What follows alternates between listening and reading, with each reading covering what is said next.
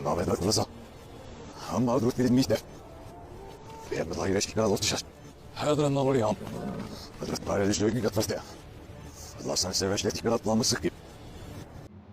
السلام علیکم جی. آج کا ولاگ جو ہے وہ خاور مانیکا عمران خان اور بشرا بی بی کا جو کیس ہے عدت کے دوران نکاح کا اس حوالے سے درخواست گزار نے اپنی درخواست واپس کی. خاور مانیکا صاحب نے جو الزامات لگائے ہیں وہ سیم اسی طرح کے الزامات ایک 1961 میں بھی کیس جو ہے وہ ہو چکا ہے اور اس کو بطور ججمنٹ بہت سارے کیسز میں رپورٹ کیا جا چکا. اس سارے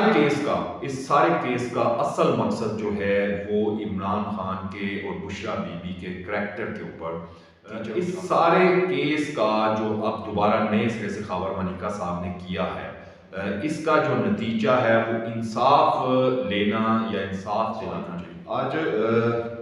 کیس کی طرف جانے سے پہلے میں آپ کو ایک چھوٹا سا واقعہ سناؤں گا پھر آپ کو آئیڈیا ہو جائے گا کہ یہ جو کیس ہے خاور مانیکا صاحب کا اس کیس کے ساتھ یہ کس طریقے سے لنک کرتا ہے آپس میں. یہ 1961 کا واقعہ ہے کہ پنجاب حکومت کے چیف انجینئر علی نواز گردیزی اپنی جرمن بیوی ریناٹا گردیزی کے ساتھ لاہور میں بڑے ایک خوشگوار ماحول میں جس طرح میاں بیوی رہتے ہیں ایک اچھے ماحول میں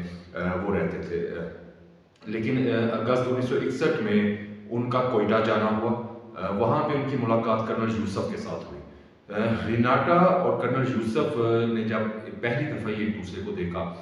تو وہ کہتے ہیں کہ آنکھوں ہی آنکھوں میں پیار ہو گیا, تو وہ والا معاملہ ان کے ساتھ ہو گیا. خیر علی نواز گردیزی اور ریناٹا گردیزی جو ہے کوئٹہ سے واپس آ گئے, لیکن دسمبر میں کرنل یوسف جب لاہور میں آئے تو وہ وہاں سے ریناٹا کو اپنے ساتھ کوئٹہ لے گئے اور جنوری میں جا کر انہوں نے نکاح کر لیا. ریناٹا کا پہلا شوہر علی نواز گردیزی بیچارہ اس سارے معاملے پہ جو ہے وہ ہکا بکا رہ گیا, اسی طرح جس طرح خاور مانیکا صاحب کے ساتھ ہوا. بہرحال خیر علی نواز گردیزی نے پاکستان پینل کوڈ دفعہ 497 498 کے تحت کرنل یوسف کے خلاف اس کی بیوی کو لبھانے اور بدکاری کرنے کا جو ہے وہ مقدمہ دائر کر دیا. عدالت میں ٹرائل کے بعد ویسٹ پاکستان ہائی کورٹ نے کرنل یوسف کے جرائم ثابت ہونے پر بھاری جرمانہ عائد کر دیا. کرنل یوسف کے پاس اب اس سارے معاملے میں واحد دفعہ ایک تھا کہ علی نواز گردیزی جو ہے وہ ریناٹا کو طلاق دے چکے ہیں, لیکن علی نواز گردیزی نے اس سے انکار کر دیا اور کہا کہ یہ جعلی ہے. اس واقعے کو بیان کرنے کا مقصد یہ ہے کہ کرنل یوسف ریناٹا گردیزی کا مقدمہ کافی دفعہ مختلف ججمنٹس میں رپورٹ ہو چکا ہے اور خاور مانیکا کا, اب یہ آپ دیکھیں نا یہاں پہ اس کا لنک کیسے ہو رہا ہے کہ خاور مانیکا کا مقدمہ اس سارے واقعے سے بہت زیادہ ملتا جلتا ہے, جبکہ جن دفعات کے تحت خاور مانیکا صاحب نے جو ہے عمران خان کے خلاف مقدمہ دائر کیا ہے وہ بھی ایک جیسی ہی ہیں. جبکہ دوسری جانب آپ یہ دیکھیں کہ عمران خان کی عدت کے دوران نکاح کے مقدمے کی درخواست پہلے ہی درخواست گزار نے واپس لے لی ہے. اس کی بنیادی وجہ بھی یہی تھی کہ پاکستان پینل کوڈ کے وہ جو دفعات میں نے بتائی تھی پہلے اس کے تحت جو ہے وہ شوہر یا بیٹے ہی درخواست دائر کر سکتے ہیں. ایسے مقدمات کے لیے مقدمہ کیونکہ حدود آرڈیننس کے تحت درج نہیں ہو سکتا, اس لیے پاکستان پینل کوڈ کے تحت اس کو درج کیا گیا ہے.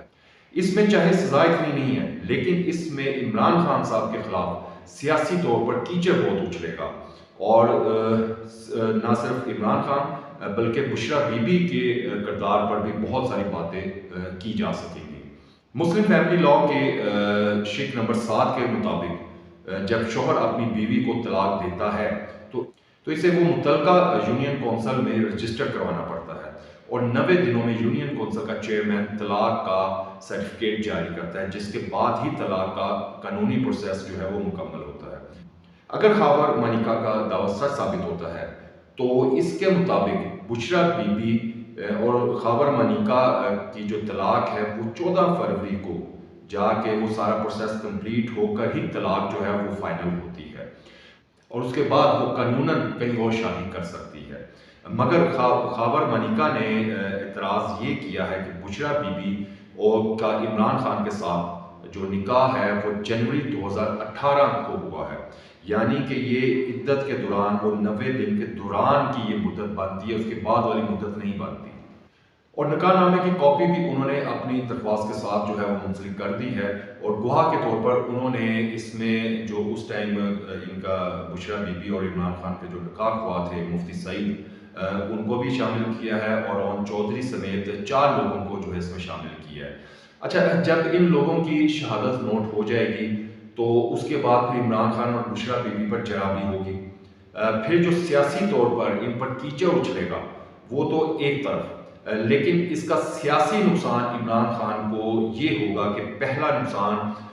یہ ہو سکتا ہے کہ اگر ثابت ہو گیا کہ عمران خان نے بشرا بی بی سے جو نکاح ہے وہ اس وقت کیا جب ان کو طلاق کی قانونی مدت پوری نہیں ہوئی تھی، تو پھر وہ قانونی طور پر صادق اور امین نہیں رہتے، اور جب وہ صادق اور امین نہیں رہتے تو وہ پھر نااہل بھی اس میں ہو سکتے ہیں۔ تو اس لحاظ سے جو ہے خاور منیکا صاحب نے اپنی طرف سے بڑا ٹوٹ کا پتا جو ہے وہ کھیلا ہے۔ دوسری طرف اس کو اگر ہم شرعی طور کے اوپر دیکھیں تو حضرت عمر رضی اللہ عنہ کے پاس ایک کیس آیا تھا، جس میں اسی طرح کا ایک کیس تھا کہ ایک عورت اپنے سابقہ خاوند کے ساتھ عدت پوری کیے بغیر جو ہے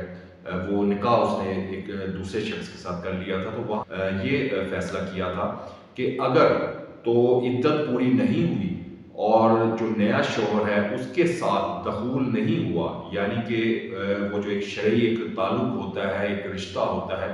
وہ اگر قائم نہیں ہوا تو یہ عورت جو ہے یہ واپس اس خاوند کے پاس جا کر اپنی عدت کو مکمل کرے گی اور پھر اس کے بعد آزاد ہوگی۔ لیکن اگر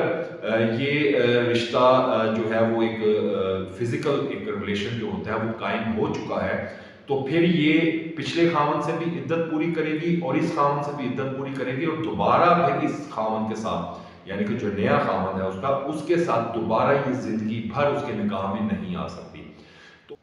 تو اس سارے کیس کو جو درخواست گزار نے پہلے جو درخواست دی تھی وہ واپس لے کر خاور منیکا صاحب کی طرف سے جو درخواست دی گئی ہے، تو اس میں مقصد جو ہے وہ سزا دلانا نہیں ہے یا انصاف کرنا نہیں ہے، اس کا مقصد صاف اور صاف یہ نظر آ رہا ہے کہ عمران خان اور بشرا بی بی کے کردار کے اوپر جو ہے وہ بھرپور طریقے سے کیچڑ اچھالا جائے، اور انہیں آنے والے الیکشن میں جو ہے اس حوالے سے شدید نقصان پہنچایا جائے ان کے کریکٹر کے اوپر، جس طرح ہم نے دیکھا ہے کہ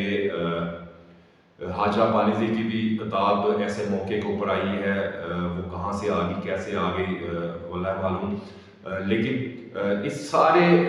پروسیس کا جو نتیجہ سمجھ میں آتا ہے وہ صرف اور صرف ایک ہی ہے کہ عمران خان صاحب کے کریکٹر کے اوپر اور بشرا بی بی کے کریکٹر کے اوپر جو وہ کیچڑ اچھالا جائے۔